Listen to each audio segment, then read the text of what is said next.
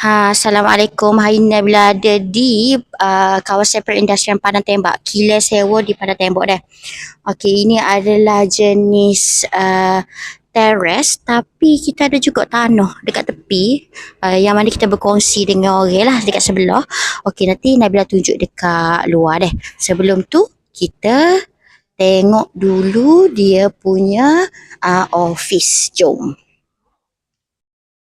Ini satu office room yang boleh akses dari dalam kilang sahaja. Tapi kita ada juga office room lain dekat depan lagi. Jom. Okay, ada satu store di bawah ni. Oh, ni brick wall dah. Brick wall. Yang ni partition.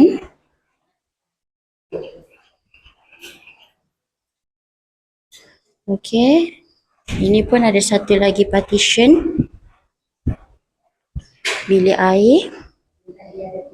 Bilik air di depan dah. Okay, dekat atas pun ada. Jom. Ini untuk ke office.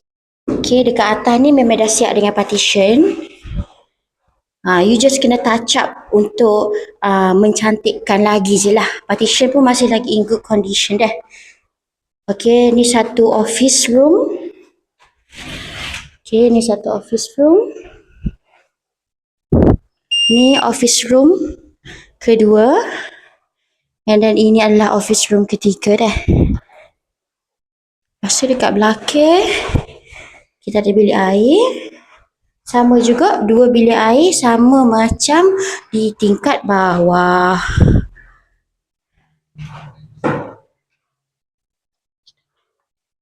Okey. Jom Nabila tunjuk dekat jalan luar pula. Okey, ini jalan yang depan kita punya kilang lah. So kalau ada trailer pun memang sesuai sangat.